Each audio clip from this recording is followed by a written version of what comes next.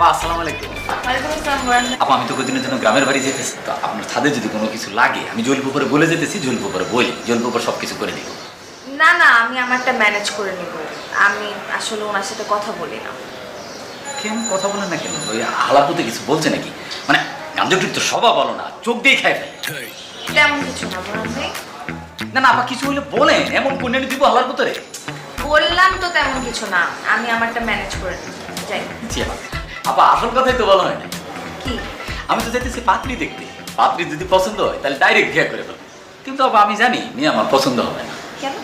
আমার পছন্দ তো আপনার মতো মেয়ে। আপনারে দেখার পর থেকে অন্য কোনো মেয়ে আমার ভালো লাগে না।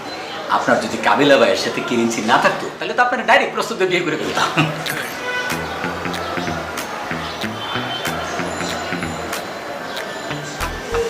আপা আপনার সাথে যে এইসব কথা বলছি আপনি আবার কাবিলা ভাই বলেন।